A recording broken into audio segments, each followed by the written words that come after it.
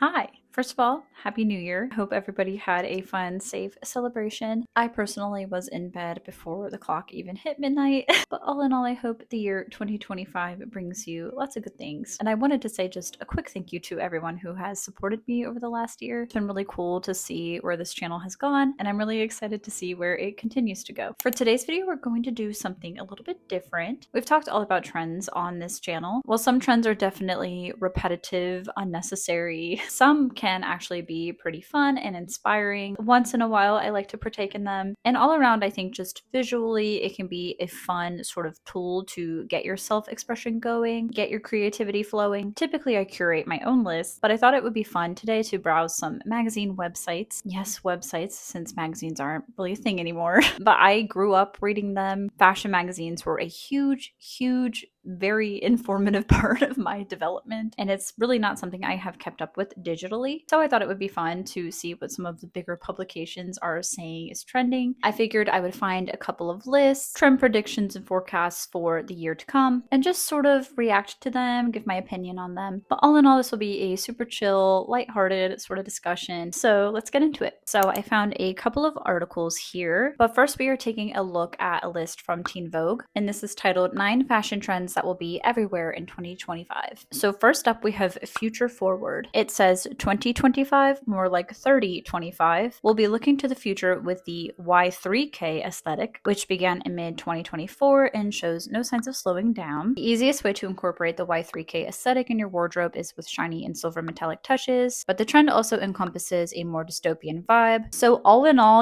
this sounds like pretty standard Y2K, like sort of turn of the century styles. Everything was silver. There's a very specific Britney Spears photo shoot that comes to mind for me.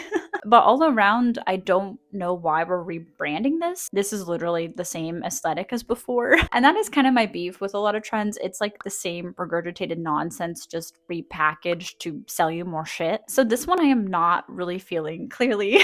I will say I love silver, love metallics, but I think incorporated in this sort of like cyber futuristic way, it will become pretty antiquated and outdated and a little bit tacky pretty darn quick. Just as quickly as the previous Y2K cycle, crashed and went out of style. I obviously see the same for this. There are definitely people who have just that cyber futuristic aspect as a part of their style consistently. And in that case, I would say, continue rocking it. But as far as trends to just jump on, I really wouldn't recommend this one, especially mixing like the utilitarian aspects with the silver. Like I really don't see metallic cargos being a piece that lasts, through the decades to come. I think if you're gonna do a metallic, go for a bag or a shoe, something that's versatile that you can get a lot of wear of. I think going too cyber, too utilitarian, that starts to reach the territory of being a little bit too trendy, I think. So like I said, silvers, metallics are one thing, but this Y3K aesthetic will be one that I personally will be passing on. Next, we have boho with an edge. Again, I feel like this is so 2010s. I mean, that's pretty much Coachella style in a nutshell. Sort of a modernized fast fashion version of the hippie sort of look, but then edged up with like a leather jacket, maybe smoky eye makeup. I do think it can be good to sort of balance out the styles. Me personally, I'm not gonna ever wear an outfit that leans entirely boho. It's just not me. I definitely like to incorporate elements of it into my style. I enjoy nature quite a lot. I definitely have a witchy element to my style. So I definitely think boho has a time and place. But again, I don't really think this is doing anything new. And if anything, again, it feels kind of outdated. And I probably am going to repeat myself quite a lot in this video. But if boho was a part of your style, great. Continue to rock that. But going out of your way to purchase boho, again, if it's not your style, wouldn't recommend that personally. I find pieces like that to be very specific. Of course, this says to incorporate edgy pieces with it, but ultimately the vibe is still boho, you know what I mean? The quote, edgy elements added. I think it's just pretty standard boho, to be honest. So as I said, these are things that are kind of inherently baked into my style, but the head to toe boho 2010s look, with a leather jacket slapped on, I don't think like holds up super well, I think this would be another one to pass on personally. The next trend we have here is called living dolls. The article says, Barbie hasn't quite let us out of her plastic grip yet. Though the hot pink heyday of Barbiecore is firmly in the rearview mirror, dolls are still having a moment. In 2025, expect to see more candy-colored fashion and surrealism-inspired accessories. To bring the doll look to life in your own day-to-day, think of bright colors and cheery pastels, platform Mary Jane shoes, big lashes, and either teeny tiny accessories like handbags or cartoonishly oversized jewels. So what I've gathered from that, it's saying less Barbie, more Bratz doll. So I grew up playing with every kind of doll, Barbies, Bratz, Polly Pockets, you name it. But all in all, I would say I am definitely a Bratz girly. The fashion was way better, definitely influenced my personal style. Chloe's outfit from the Pirates collection permanently rewired my brain. So I think Bratz are an excellent reference when it comes to fashion and outfits and style. I do think though this could just be described as Y2K because that's what it is. Again, this is not necessarily something new that we're seeing, and I absolutely incorporate doll-like elements into my style, but more like haunted, creepy, weird doll you find at the antique store or Blythe dolls. I've been very inspired by those recently. So I think dolls in general are always like a good reference point, fun place to source some inspiration from. So I guess, you know, just with my style being pretty doll-like, I am participating in this trend, but I would encourage you to personalize it. I think going overly Bratz doll is like a bit much, again, unless it's your specific style. But huge, chunky, you know, purple platform shoes are not going to be an easy piece to incorporate for many people. Again, the girls who are rocking this look head to toe look like they're having fun, but it is not, you know, the most practical, applicable style. Head to toe, decked out, matchy-matchy, and like plastic accessories is a little cartoonish in my opinion. Not necessarily in a good way, more in a gimmicky way. So I think incorporating elements of it can be nice, but a head-to-toe Bratz look is not going to be something that I personally am wearing. Our next trend on this list is called Cherry Girl. It says, move over, strawberry girl. I can't with this one already. There's a new fruit-inspired aesthetic coming in 2025. Though the strawberry girl aesthetic was mostly beauty-driven, the cherry girl look will be the best of both worlds, with the color taking over our closets and our glam routines. Think deep, rich red, just like in-season cherries shining in a bag at the grocery store. Again, how is this a trend? Like, it's just a color. I mean, I guess colors can trend, but cherry red, like, we are just naming it a new color. It's just burgundy.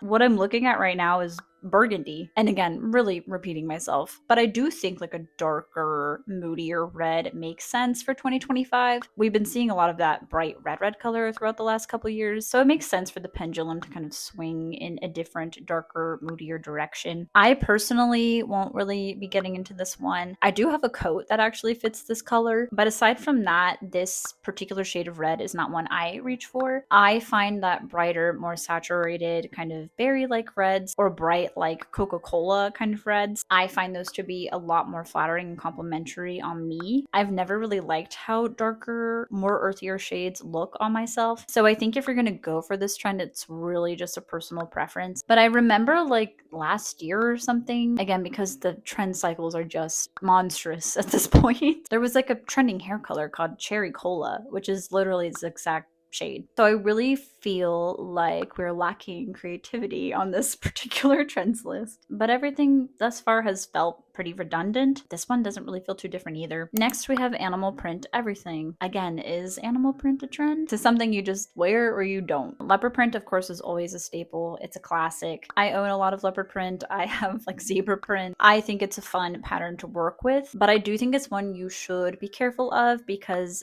you can get into that tacky, sort of novelty, gimmicky sort of side of things pretty quickly with this. Like cow print, for example. I feel like everyone went nutty with the cow print in the when was it? 2020, I guess it was. Gosh, feels like a lifetime since then. But the cow print went out of style super quick. How many people do I see out there rocking cow print? Virtually no one. Sorry if you like cow print.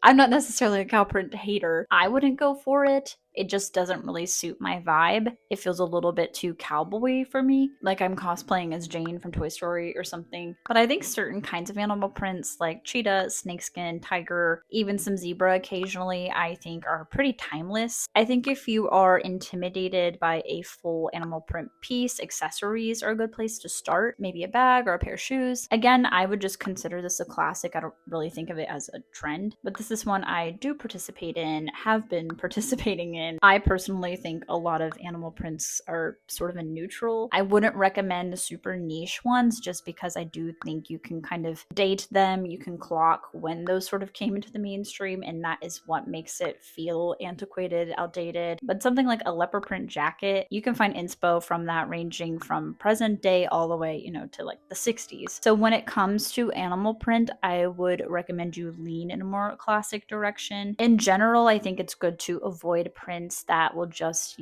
be labeled outdated within a short time. But for the most part, animal prints, classic. Next we have sailor chic, and I do think this trend has been on the rise for quite some time. I do think there were iterations of this in the 2000s and 2010s as well. And again, the trend cycles are just moving at like rapid speed. But sailor chic is exactly what it sounds like, nautical inspired, lots of navy, stripes, white, anchors. I have dabbled in this sort of look, and I think it can be cute, but again, it's one of those things where it can feel gimmicky and outdated pretty quick. I think the sailor tops are like the best way to go if you're gonna do this look. Or even like a little sailor hat can be cute, I think. I would avoid anything that feels like too cartoonishly sailor inspired, but like a cool top that just happens to have, that extra bit of construction on the back, I think could be a fun item to play around with. So this trend isn't, a totally original idea either. But I would say of all the ones on the list, I find this one the most intriguing, I guess. I do think it can get pretty redundant really quick because like how many variations of like a little sailor suit dress or whatever can you see before it just starts to look the same? But again, I think that there's room to play with like the construction of pieces that I'm curious to see. I definitely think some cool pieces and ideas could evolve from this trend. Taking inspo from like work uniforms, things like that, that is going to be something you'll always see pop up in fashion once in a while. But I definitely prefer this to like overt camo type things. Next on the trends list, we have 80s maximalism. The article states elements of 80s style have been popping up on the runways in IRL for the past few years. Channel the 80s with floral print dresses, jackets, bold earrings, embellished tops, and lots of rich, deep, bold colors. Go thrifting for oversized blazers, add white tights and heels. This one I like. I think this might be the first trend that like gets me excited when I think about it. And I love that it's incorporating thrifting, vintage. Of course, I would recommend, thrift everything before you buy it new or secondhand if you can. But specifically 80s, it is better to embody the 80s if you're actually wearing 80s pieces. And recently I thrifted this very cool 80s like sort of trench coat, and I've been obsessed with it. I put buttons on it and I've been wearing it as like my everyday coat. And the 80s for a long time, or a decade, I kind of slept on. I think it's because I was fed that like 2010s regurgitated 80s styles, like horrible neons, just the worst, like fast fashion. But over like the last year, I would say I've had an increasing interest in 80s. I love a lot of 80s music. I'm a huge fan of new wave, and so I feel like that comes into my style a lot. I love fun, playful, vintage, and retro styles, but I also like the sort of gothic, romantic aspect of the 80s. Makeup and hair was really fun, and I would love to see more of that. Enough like slicked back, clean looks, I want like big curls, like neon pink blush, that sort of thing. I think that's a wonderful. I love like the big tacky jewelry. I think this differs from the brat sort of trend. This feels different to me because again, it has that timeless element. Big oversized gold hoops definitely hit different than like, a plastic purse. So I think if you're going to go like really bold and exaggerated, I much prefer this. And there is a wide variety of styles to choose from within the 80s. Like I said, I personally lean new wave, but there's lots of fun things to pull from. I just watched The Substance, which I thought was fantastic, but I loved a lot of the 80s sort of aesthetics that were going on in that film. And I've always been into that like tacky sort of aerobics thing. I love like one piece bodysuits, love bright colors. I think a lot of people were just really living it up in the 80s, and I think that would be a fun thing to come back in fashion. A lot of fashion has been so stiff and serious and minimal, and so I really like this trend. Again, I think it is a part of a lot of people's, just general style. Some people are very committed to the 80s look, but I think this is a super fun decade to like pull pieces from, get inspired here and there from it. The next trend is denim on denim on denim. Again, not a really new concept. Pretty classic in my opinion. We were just talking about the 80s, but I feel like this extends to the 90s as well. I think there is a very cool, like low effort sort of way to do denim on denim. And then there's also like Justin Timberlake and Britney at the VMAs type of denim on denim, which to each their own, you know, if that's your vibe, but not exactly the most wearable ensembles. But like denim jacket on jeans, like who hasn't done that? I do that all the time. But this is a trend that looks good and looks best when you don't overthink it. Yeah, like if you're just running out the door and you have jeans on and you throw your denim jacket on it, I would say that is the way to go about this trend. And our last trend on this list is sporty spice. It says swap your athleisure leggings and zip ups in favor of old school styles like tracksuits and windbreakers. The roots of the trend started with the return of preppy fashion and varsity jackets. They predict it's going to move in a 70s, 80s, 90s kind of direction. Again, I feel like this is just kind of a cool, classic, timeless piece to incorporate. Sort of like military wear, if done properly, it is just a staple. So having a varsity jacket, a Letterman jacket, a bomber jacket, something like that, incorporating that in your normal wear, I think is cool. It always has a very down-to-earth, cool sort of feeling to it, I think. And I have talked about my love for like vintage athletic wear on this channel. I love like tube socks, Converse, little short shorts, that sort of thing. So that's totally up my alley. I know I was saying I like 80s fashion, but I do think, you know, a neon windbreaker would be a little bit much. I couldn't really see myself getting into that sort of thing, but I do like to incorporate some sporty elements into my style once in a while. It also just fits my lifestyle because I like to spend a lot of time outdoors. I would definitely encourage you to try and find like actual authentic pieces rather than just buying fast fashion pieces that are made to look vintage. I think it's fun when you find things that have like people's names on them, or it's like a jacket from someone who was in the marching band in high school like 20 years ago. Those pieces I think have a lot of personality, and I always like seeing them on other people. I always wonder what the story is behind them. So I think that is a fun trend and somewhat, you know, relatively accessible, I think. I mentioned Converse, even those have a vintage athletic look to them. But all around, I like this trend. I think it's cool. I've got one more trends list I will take a look at, and it is from Cosmopolitan. It is titled The 5 Biggest Fashion Trends We Predict Will Take Over in 2025. First, we have soft ballet pink. Again, I feel like a broken record over here, but is this new at all? Ballet core? No? I feel like that's been a thing for years now at this point, since like 2020. But I do find a lot of the textures and materials to be really pretty. This particular trend is just more about the color than it is like actual ballet wear. So just baby pink dresses, shoes, tops, you name it. It is again just a color. So I really wonder like how much like can a color be trending, you know? For me, I don't really do like the baby pink just because I am pretty pasty. It's like pushing it, it's blending into my skin tone a lot, I think, if I go like too baby pink. But I do enjoy that color palette. I think it's nice to look at. It does look really pretty on a wide variety of skin tones, I think. I feel the same about baby blue. Just pastels, I think, can look really nice on most people. I do have a couple pieces in that color palette, but I'm good with what I have. I don't really see myself going out of my way to find more. Next, we have Mix and Match Sporty Athleisure, which there's some overlap with the teen Vogue list. This one says nothing about vintage. It's just like modern athleisure. I can't say I'm a fan of this. Again, I feel like this is kind of what most people wear generally already. Like if I go to Target, for example, most of the people I see are going to be in some form of athleisure. And I think the mixing and matching is something, you know, we've been seeing for a while. Like over the summer, I think there were a lot of trends like that. Like outfits where I would see a baby doll top with a dad hat and like boxers and Adidas or something, just like a lot of random shit thrown together. Which, don't get me wrong, a lot of my personal style is totally just random shit thrown together. But something about this, it just feels kind of lazy to me. It just feels like we're wearing the same shit and calling it a fashion trend. But I find leggings and, I don't know, a track jacket to hardly be a fashion statement at this point. Like, it's basically just wearing your gym clothes but adding a coat on top, wearing your gym clothes but pairing it with high heels. This isn't really a new innovative concept, and it's something I'm personally kind of sick of seeing. I think it has its moments where it looks cool. Rihanna is somebody that comes to mind who I think styles sportswear really well. Totally suits her, totally her vibe. vibe. But for me, I would feel like so not myself in an outfit like this. I do like some sporty elements here and there, but like I said, my tastes definitely lean vintage and retro. This modern sort of contemporary, like business casual sports look I find to just be odd. I'm all for like an interesting juxtaposition, but this one just typically doesn't really work for me. I can sort of see like the 80s and 90s inspo come through here, but all around I just don't really like super click with this kind of aesthetic. I still feel like I'm being really harsh, even though my opinions are like so tame. But as always, I'm not intending to make fun of anybody in these videos. It's just for fun. Next, we have hot to go pants. So haha, Chapel Roan reference, but it's just hot pants.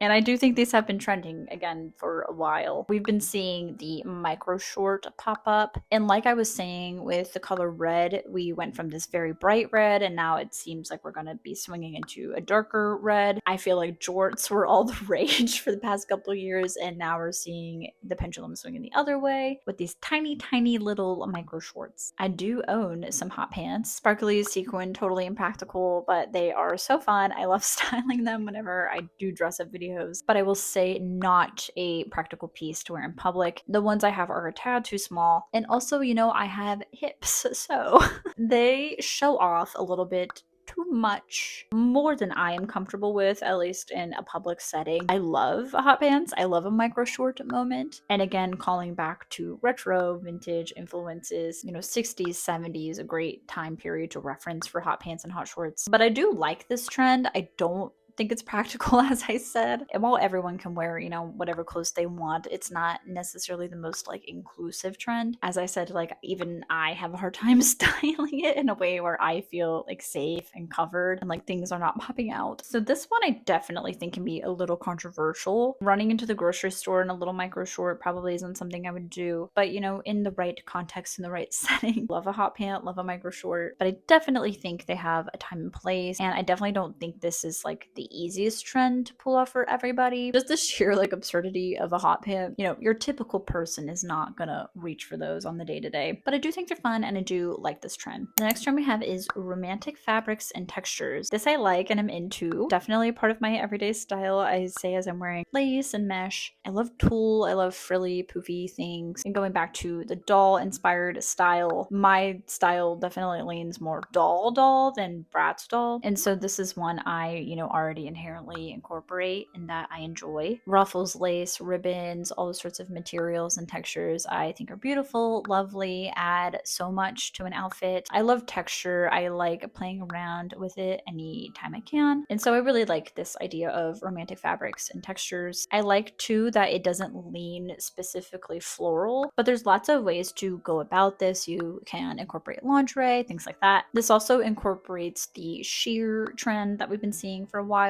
I think there's a lot of room to play around with this one, and it is quite expansive. And I generally like trends the most when they can be interpreted a multitude of ways. I think trends are the worst when it's like a very specific item. A lot of these pieces are timeless, and I think the styles can range from vintage, retro, antique, all the way to contemporary. So I think this is a very accessible trend, a very easy one to try. It's not really a risk because, again, a lot of these pieces are classic, they're timeless. And since we are going to be heading into spring soon, which I can't wait, I do think it makes sense, obviously, that we're going to be seeing more organzas and silks and that sort of vibe. We'll be moving away from, you know, knits and heavier fabrics into that. So again, it's like trend. These are just, you know, things that interchange like seasonally. Your fabrics change with each season that you wear typically. And so yeah, it just feels, you know, kind of the obvious progression from winter to spring. The last trend on this list is stripes on stripes on stripes. So we had denim on denim on denim. Now we have stripes on stripes on stripes. This I love, here for it. I love stripes. Stripes are easily one of my favorite prints to wear. I grew up as an emo child.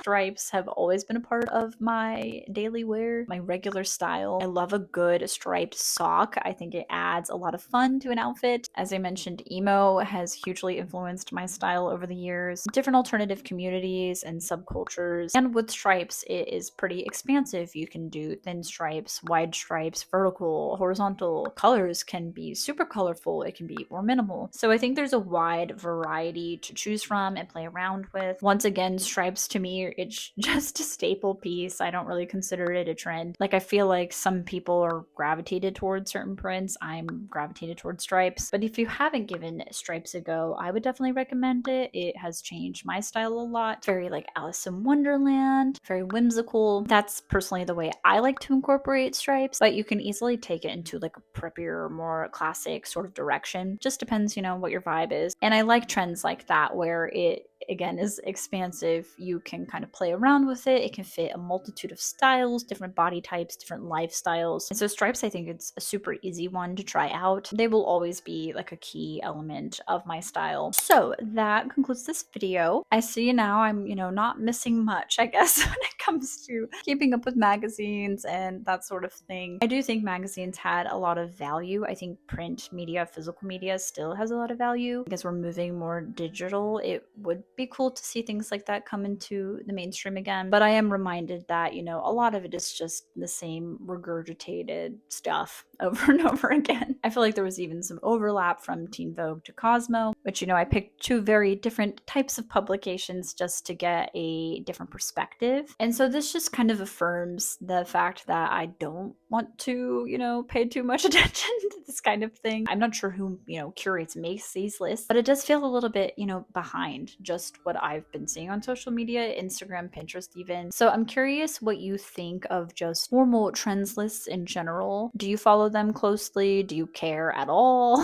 And I'd also love to know if you just miss magazines in general, because I do. I miss the photo shoots. I miss like actually turning pages and looking through something. I felt like it had more impact because you're seeing so much every day, but it feels like a lot of these publications don't really have anything new to say. You know, in the age of technology, I guess, how can you? I'm sufficiently babbling at this point. So yeah, I personally found a lot of it to be like really redundant, not all that inspiring, I hate to say. I'm glad we tried something different, you know, get so used to looking at the same platforms over and over again that, you know, it did feel nice to try something different. But all in all, I do think this video just serves as another reminder to follow what you want to do when it comes to your style. So with that said, I'd be curious to know if you are trying any of these trends.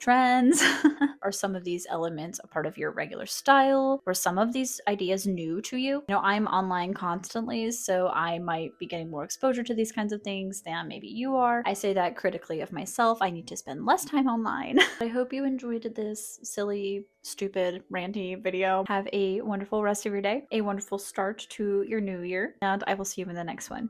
Bye!